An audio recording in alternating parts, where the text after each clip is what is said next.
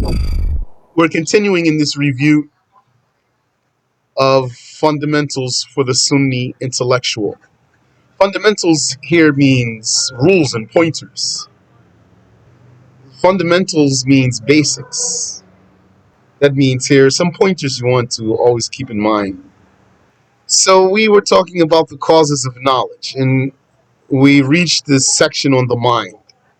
The mind causes knowledge. So we talked about names for the mind in Arabic, and we gave some ayat of the Quran that validate the use of the mind and invalidate ignoring the mind.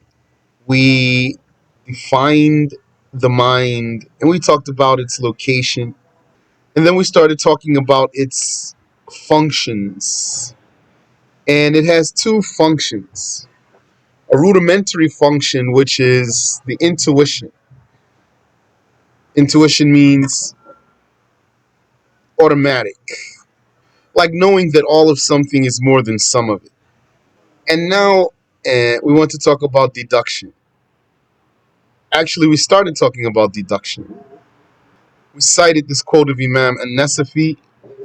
This is Nasafi, the theologian, yani, the author of the famous creedal manual.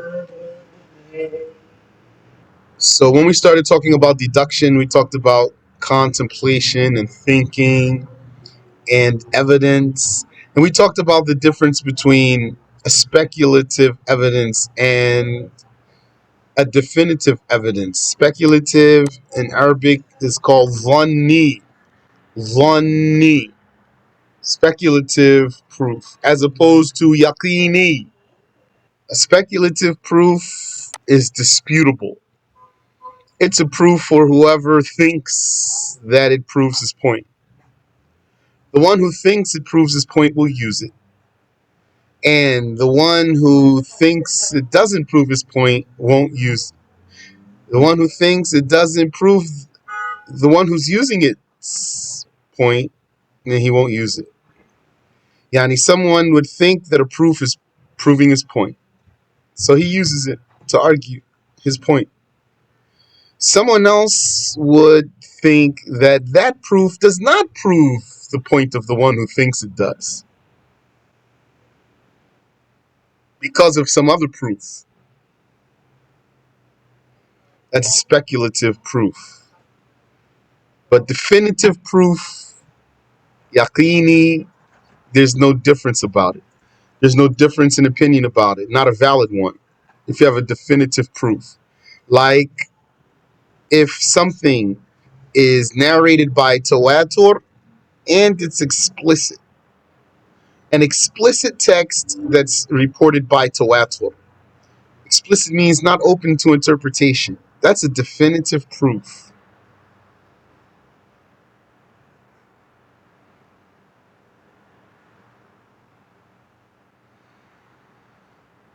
So where we left off was to start giving examples of proper inference.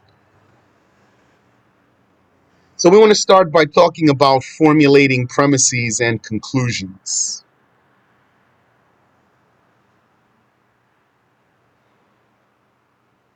An example of proper inference or deduction is to say, yani, is to bring some premises, such as this first premise: a prophet performed acts that defy nature and that cannot be discredited by anyone in opposition to him. So let's say that's your premise. And then you follow up this premise with another premise: whoever does such acts must be believed. Like, let's say you made this claim. You said in front of a group of people, a prophet performs acts that defy nature and that cannot be discredited by anyone in opposition to him. So then your audience says to you, so what? So then you want to follow up because you know you want to get to a conclusion. So you want to bring, once they invited you here, you want to bring your next premise so that you can get to your conclusion after that. So he says, so what? So you say, well, anyone who does such acts must be believed. And they're still like, so what? So now you've been invited to give them your conclusion. Therefore, Muhammad did such acts, so Muhammad must be believed. Then right here he's going to say, you might say, what's your proof he did such acts? Or you might say, well, really? So you say, yeah, he did. So maybe Allah will to guide this person easily. So he says, oh, I didn't know he did such acts. He's not denying. So yeah, he did. So he was a prophet. So you have to believe in him. You need to take your shahada. Repeat after me. Say the statement believing in it. Repeat after me. I'm not gonna ask him. Do you want to? I'm just gonna tell him. Say this statement believing in it. No one is God but Allah. And Muhammad is the messenger of Allah. That's enough to make him a Muslim if he says it believing in it. Or he might stop you, someone might stop you right at your first premise. When you said a prophet performs acts that defy nature and that cannot be discredited by anyone in opposition to him. He might say to you, but we didn't agree what a prophet means though. So you can't go further now. You need to back up so you can define words. Or he might say to you, what does defy nature mean though? So you can't go forward yet. How are you going to go forward when your premise is clear? Or he might say to you, well, how would it be discredited? Or he might say to you, how do you know it can't be discredited? So there's something I mentioned to you when we went over this last time. What happens when you're in a discussion with someone? A lot of times, that person would say something to you, or you might even say something to that person. Could go either way. That person says something to you, which is basically he's setting up his premises for you. So while he's in the process of setting up his premises, or you might be in the process of setting up your premises for that person, you would disagree with him and say, wait, I don't submit to this point you just made in your premise here. Or he'd say to you, I don't submit to this point that you made here in your premise. So what happens a lot of times? A lot of times, a person would say, wait, let me finish. I'm not saying that's never valid, because it could be that he just didn't let you get to say what clarifies what he wants clarified. But a lot of times, that's not the case. A lot of times, you want to just finish establishing your premise so that you can bring your next premise, and then so you can get to your conclusion. And the whole time, he already told you that thing in your very first premise, such and such issue, I don't even agree. Now you just made me sit here and wait and listen to all of what you said, and I don't agree anyway. I already told you I didn't agree. Why you want to keep building on it, and I don't agree? You thought I'm going to agree with you if you just finish laying out all your premises and then come to your conclusion? Your first premise to me is faulty.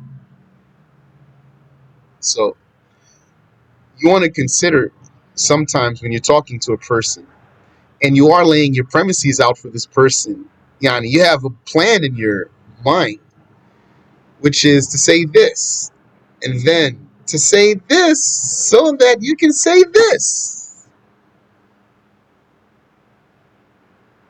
But sometimes that plan gets delayed because something in any of your premises might not be acceptable to your opponent in the first place. And he would even tell you. So if it were me, I would probably then momentarily abandon trying to get to this conclusion here that I'm building towards. Because there's no point in me getting to this conclusion with him when he doesn't accept my premise. So if he said to me, but we didn't agree what a prophet is. So then I'm not going to say, okay, wait, let me just finish. So I'll say, well, okay, we could talk about it. A prophet is this and this and this. And it might turn into a different debate there. But it has to, because no point in me continuing, well, he doesn't accept something in my premise or anything else in there. If he says, don't agree though, that defies nature. What's nature? Or anything else in there. Or he might say, I don't agree that whoever does such acts must be believed. So why are you going to tell him your conclusion? He has not submitted to your premise. And you're going to say to him, wait, just let me finish first. Just for argument's sake, let me finish. Not a good strategy. This argument, this hujjah, is composed of a minor premise, the more specific of the two premises, and a major premise, the more inclusive, the broader of the two premises. And a conclusion, like a math problem. 1 plus 1 is 2. 2 plus 3 is 5. 5 plus 2 is 7. Like that.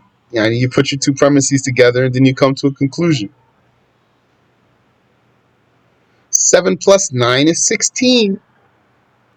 If you can convert sentences into numbers, it's metaphorically there. Yani, if you can make your sentences, if you can make sentences and statements register like numbers for you, and then you put the numbers together, you add the numbers together to come to the conclusion, then that's good for you. If the premises are true and added properly, then the conclusion is true. This was the way of the companions, radiyallahu anhum, and they applied it to the Quran. That means this is the way of the Quran in many places in the Quran. For example, during the Caliphate of Uthman, a woman delivered after only 6 months of pregnancies, and I heard this case a couple times. Uthman sought counsel about her case. Is this evidence that she was an adulteress who was already pregnant before marriage and thus deserves to be punished? In that meeting of minds, those intellectuals, those Sahaba, Ibn Abbas recited 2 verses. One of them was the 15th verse of Surah Al-Ahqaf. وَحَمْلُهُ وَفِصَالُهُ ثَلَاثُونَ شَهْرًا. Carrying and weaning take 30 months. He also recited the 14th verse of Surah Luqman. وَفِصَالُهُ فِي عَامَيْنِ. Weaning him takes 2 years. So he brought each of these verses as a premise. One of them is broader than the other. One of them is tighter than the other. Because one of them mentions the pregnancy and the weaning, and that the total of them is 30 months. And the other is limited to the weaning, and that its complete time is 2 years, which means 24 months. So here's the conclusion. If nursing is 24 months, and pregnancy and nursing together are 30 months, then the minimum of pregnancy alone is 6 months, proven by the Quran. According to the Quran, here you can say, according to the Quran, the minimum of pregnancy alone is 6 months. Then some person who is moron is going to say to you, give me the ayah that says that. And if you don't give him only an ayah that literally says the minimum of pregnancy alone is 6 months, he won't accept from you because he doesn't want to use his mind. They therefore did not consider her an adulteress. Instead, they all resorted to what Ibn Abbas said, and it became ijma', an Islamic consensus, that the minimum of pregnancy is 6 months.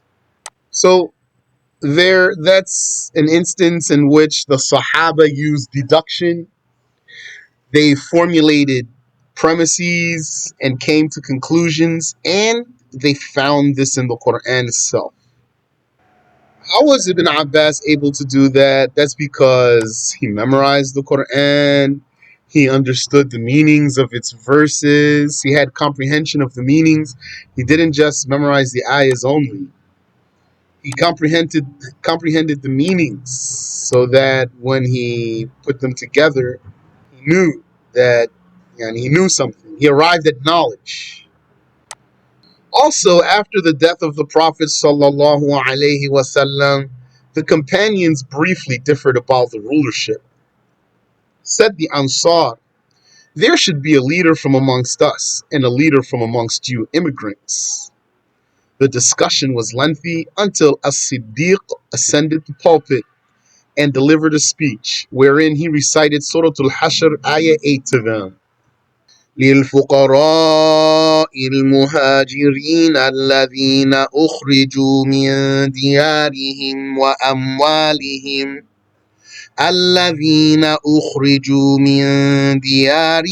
وأموالهم يبتغون فضلا من الله ورضوانا وينصرون الله ورسوله أولئك هم الصادقون. For the poor immigrants, those driven out of their homes and away from their properties, seeking generosity from Allah and acceptance, they support the religion of Allah and they support His Messenger. أولئك هم الصادقون. Those, they are the honest ones. So he recited an ayah establishing it as a premise. He said here, Allah calls us immigrants honest. Furthermore, he commanded the believers to comply with those who are honest. When he said this next ayah that he brings as his second premise, يا أيها الذين آمنوا اتقوا الله وكونوا مع الصادقين. O those who have believed, fear Allah and be with the honest. Be with those who are honest. Be with the honest ones. So what does it mean if you put the two ayat together? It means comply with the immigrants. Because in the first ayah, Allah mentions the poor immigrants and that they are the honest ones. And in the second ayah, Allah commands the believers to be with the honest ones. Although that's not restricted to the honest ones are not only the immigrants, but they are honest ones as per the Quran's documentation of that. And the Quran commands us to be with the honest ones. So it means be with the immigrants. Don't oppose them. So after establishing his premises and leaving the conclusion to their intellects, meaning he didn't give them the conclusion. He didn't say therefore, and he didn't have to. Then he narrated that the Messenger of Allah sallallahu alaihi wasallam said the Imams are from Quraysh. They believed his narration, settled upon his judgment, and agreed to what he said, and thus this difference vanished by the blessing of As-Siddiq. So that was Abu Bakr formulating premises and conclusions, and Ibn Abbas formulating premises and conclusions. Two of the top Sahaba, by the way, Abu Bakr being the top, absolutely. And they're taking that out of the Quran itself. That's why there's no contradiction in the Quran. The Quran is perfect. It's a miracle. But it requires knowledge. Likewise, the beginning of the world is proven through such inference by the formulation of these premises and conclusions. One would say, Everything that changes is an event. This world changes. Thus, this world is an event. So, the first premise is simple. Everything that changes is an event. But maybe someone doesn't know what that means, though. Even though those words are simple, it might be very clear for you, but it's because you're used to it. You might say in front of some people, everything that changes is an event. They won't even know what you are saying. Everything that changes is an event, yani has a beginning. This world changes. Thus, this world is an event. So, some philosopher, for example, he might stop you right there on your first premise.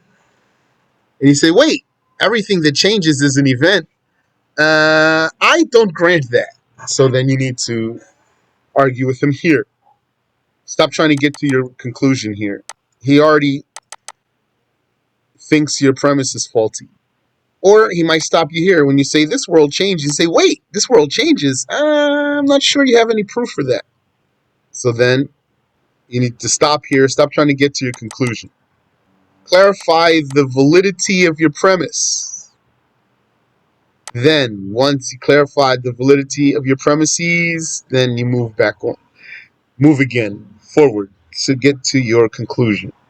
And then one may say every event needs something to make it occur. So this is building from the first one. Yani, everything that changes is an event. This world changes, thus this world is an event. Okay, now taking from here, we're going to make it more complicated premise. Maybe. Every event needs something to make it occur. That's simple though. This world is an event based on the prior conclusion here. This conclusion is true. Thus, this world is an event. This is a conclusion. Look how this conclusion now became a premise. So that shows you how you can juggle ideas, how you can bring premises and put them together, how you can build on your ideas. That's what you do when you talk to a person. You say, okay, wait, do you agree to such and such? He says, yes. Say, okay. And do you agree to such and such? He says, yes. You say, okay. So if you agree to this and you agree to this, then that means you should agree to this. You say, yeah, that's clear. Okay, I agree. Say, okay, good. Now this right here, now you're going to take that conclusion, you're going to make it a premise. See, this right here is such and such. Say, okay, yeah, we just agreed to that, right? Right, okay. Now, if you take such and such, then the conclusion is such and such. You say, wait, no, I don't know. So wait, how you don't know? You already agreed with me. So that's how it goes. This world is an event, thus this world needs something to make it occur. وَسُبْحَانَ wa bihamdih. And philosophers have definitely tried to argue why something could change and still be eternal. We're saying here, anything that changes is an event. A philosopher would try to argue with you and tell you why something could change and not be an event. If you know how to address that fallacy of his there, then that means, inshallah, maybe you have a decent footing in the science of aqidah, of creed. Now, still talking about the mind, we're moving on to talk about merging the mind and the religion, because they're not the same thing. And the mind is not the authority in the religion. The religious documents are the authority in the religion. I mean, the Quran, the authentic Sunnah, and the consensus of the scholars. That's the religious evidence. Whether you had a mind or you didn't have a mind, that's the religious evidence. But if you have a mind and you look into that religious evidence, especially if it has been presented to you properly and clearly, then your mind will bear witness that it is correct. Using the intellect without the revelation is like stepping into darkness with opened eyes. And using the revelation without using the mind is like stepping into light with closed eyes. I think that's clear. As you have seen, the companions used the religious documents in conjunction with the mind. Also, the prophets used the mind. Yani, their statement is the religious document, though. like Prophet Abraham, if he's saying something by revelation, that's the religious documentation. But he was using his mind in his discourse with the people. He's the one, alayhi salatu wasalam, who debated with the star worshippers, and he debated with the idol worshippers, and he debated with those who worship the king, human worshippers. That is, he debated with the king himself, actually. The king himself, he debated with the king himself. All of that by intellectual argumentation. I don't know how a Wahhabi could tell Prophet Ibrahim's story. I think he can't. Not without skipping this part. Or not without blundering in this part. Or, yeah, he could say some basic things like Abraham broke their idols. Yeah, that's true. But the part about how Abraham refuted the sun worshippers and the star worshippers, a Wahhabi can't explain it. I think if he tried, he'd probably stop. So, as you have seen, the companions used the religious documents in conjunction with the mind. They knew that the religion only has what is approved by the intellect. Those Sahaba, they had a profound comprehension. They were the Prophet's direct students. Imagine if you have a good scholar, a good, talented scholar, how he would teach the people and raise the people in the knowledge. That's very nice. What do you think about the Prophet alayhi salatu wasalam? His Sahaba were very sharp. They weren't clowns. Religious documentary evidence is called naql. That means log or logging or conveyance or transmission or copying, like copying what another scholar said. Or is called sama' or sam'i or sama'. That means what is heard, as opposed to intellectual proof. It cannot be confused with intellect or reasoning. Like, what would a hadith denier say? A female hadith denier, she might say, the Prophet sallallahu alaihi wasallam, why would he forbid us from clipping our eyebrows or cutting our eyebrows? She would say, I didn't find any such prohibition in the Quran. The only prohibition about this I found was from the Prophet alayhi salatu wasalam. And I don't believe that the Prophet would say something so ridiculous and so uh, frivolous and trifling. Just a small thing. The Prophet has no care about our eyebrows in reality. These hadiths are fabricated. When the fact of the matter is, whatever Allah commanded to be done or whatever He forbade to be done, it is so because He commanded it and He forbade it, not because of our intellects. Sheikh Abdul Razzaq read to us that the Sheikh said, Rahimahumullah, السمع ما يبلغه الأنبياء. The transmitted evidence refers to what is conveyed by the prophets. والعقل إدراك النفس بواسطة العقل. The mental evidence is what the self realizes by way of the intellect. And the evidence that the religious proof would either be transmitted or mental, because we just said there's two types of proofs, an intellectual proof and the documentary proof. So what's the proof for that? What's the proof that there's these types of proof? This saying of Allah Ta'ala, وَقَالُوا لَوْ كُنَّا نَسْمَعُ أَوْ نَعْقِلُ مَا كُنَّا فِي أَصْحَابِ السَّعِيرِ. The blasphemers will say in hellfire, had we listened, I want to add here something. Had we but listened to the warning of the messengers as seekers of the truth, yani in the dunya, and had we used our minds by contemplating and by contemplation and reflection, we would not have been among the inmates of the inferno. And Nasafi, the interpreter, said about this verse, وفيه دليل على أن مدار التكليف على أدلة السمع والعقل وأنهما حجتان ملزمتان وأنهما حجتان ملزمتان.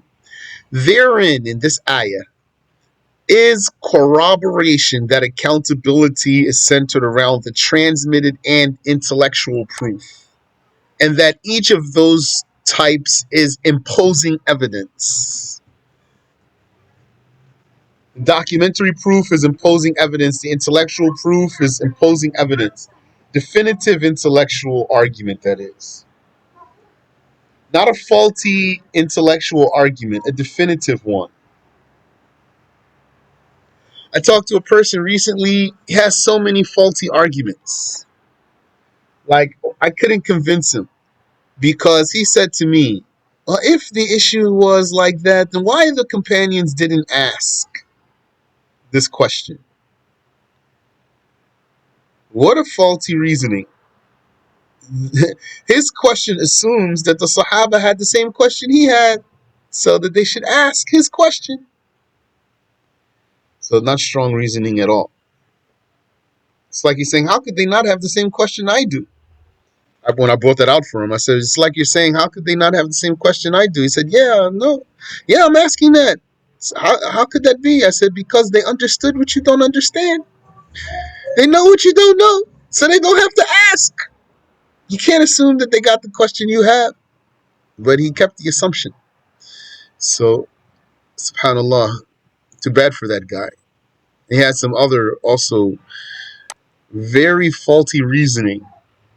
Therefore, belief in angels, revealed books, and prophets has to be heard and cannot be deduced.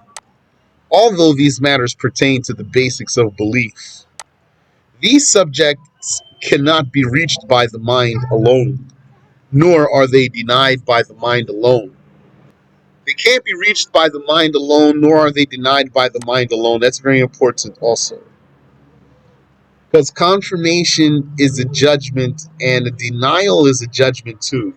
Confirmation and denial have something in common, which is that both are judgments, and therefore both need an evidence. Either one needs an evidence.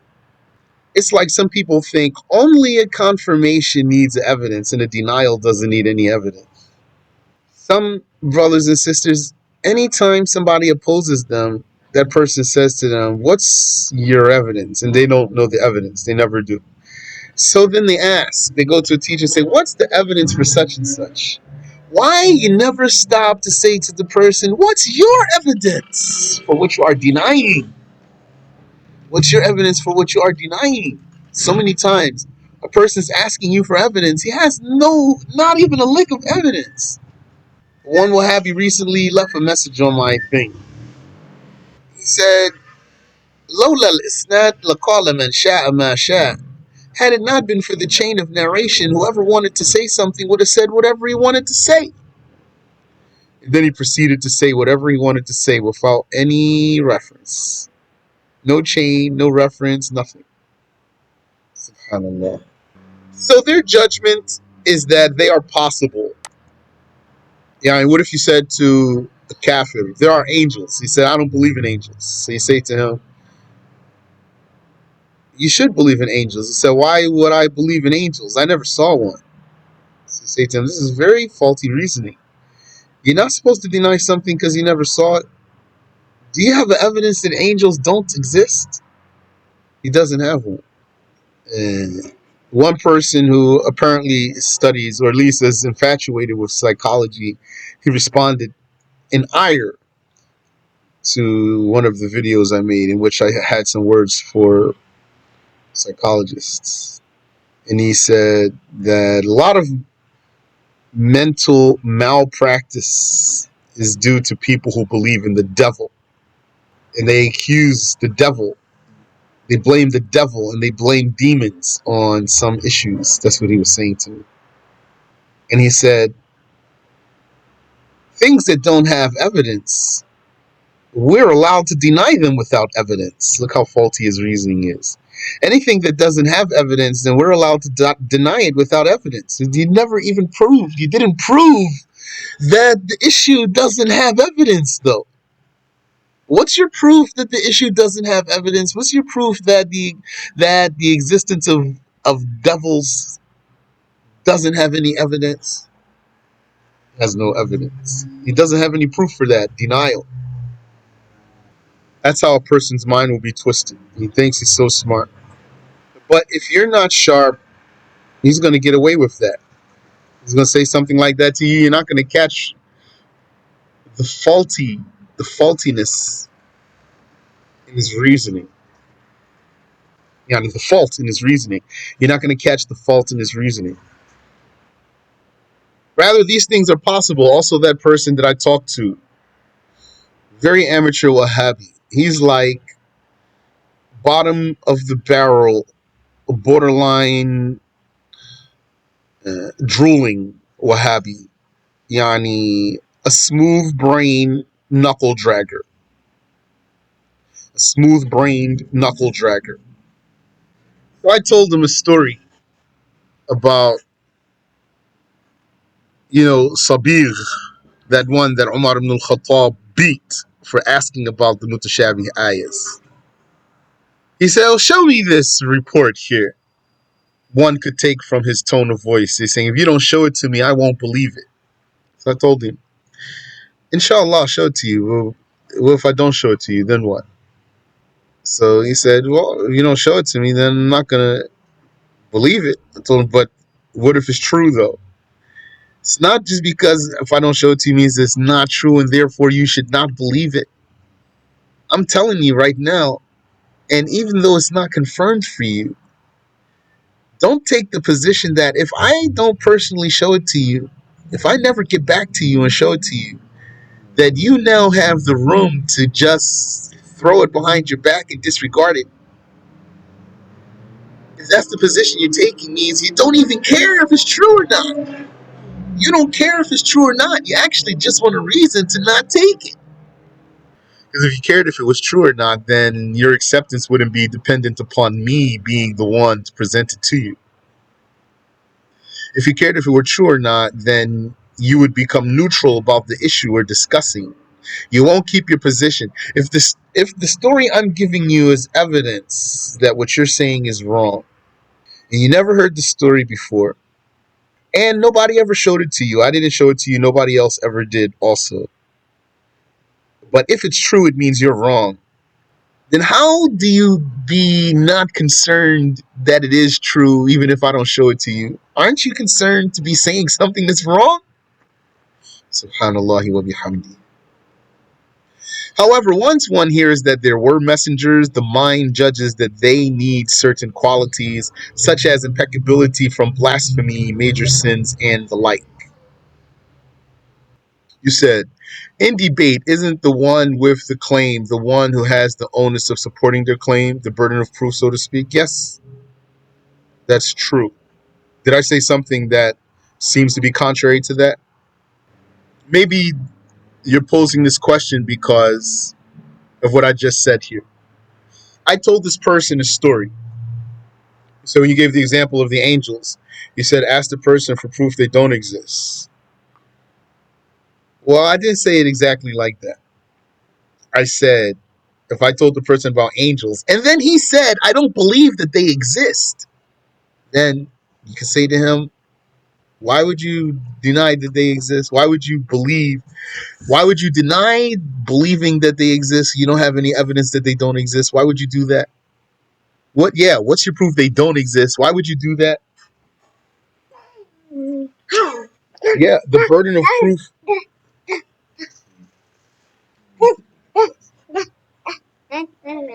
Yes, the burden of proof is on the one who makes the claim. But if the one who made the claim didn't give his evidence, doesn't mean it's false. Right? Yeah. This is a strategy in debate, though. This is what keeps the debate going properly. It doesn't mean that if he doesn't give his proof that he's wrong. What it means is if you're in a debate with a person and then he makes a claim, and then you said to him, well, what's the proof? And then he says to you, well, prove me wrong. So right there, you now have, because the Prophet said so, alayhi salatu wasalam, a verified strategy. You say, no, I don't have to prove that you're wrong. You're the one who made your claim. Prove that it's right. But if he doesn't prove that it's right, doesn't mean that it's wrong, though. Rather, this is just how debate goes so that you can get somewhere and you're not going to go around in circles. And this guy, when I presented him with a point, I told him, what you are saying is against the agreement of the scholars. So he said, well, who has priority, the prophet or the scholar? Right here, you can probably surmise where the conversation was going off the rails, meaning this guy doesn't even understand. He's not really qualified for this discussion. Yani, if he's humble, he is. He's not asking the right questions here. He said, well, who has priority though, the prophet or the scholar? The real meaning of this question, Yani, the motivation behind this question is not wanting to take what the scholar said in the first place. That's why he's asking the question, because he doesn't want to take what the scholar said. He just wants to take some hadiths literally. But what did I say to him? I didn't say to him something about what a scholar said. I said the agreement of the scholars, which you said is against the agreement of the scholars. So he didn't catch that modifier there. The agreement of the scholars, the modifier, which is the first part of the ibafa. اتفاق العلماء, not just the ulama, the scholars, their agreement. So I told him, you can't put the agreement of the scholars against the hadith. And probably what that sounds like to him is, you can't put the scholars against the prophet. But what I really said was, you can't put the agreement of the scholars against the hadiths. So that you say, this is the hadith and this is their agreement. They go against each other. I'll take the hadith and leave their agreement. You can't do it. Won't be valid.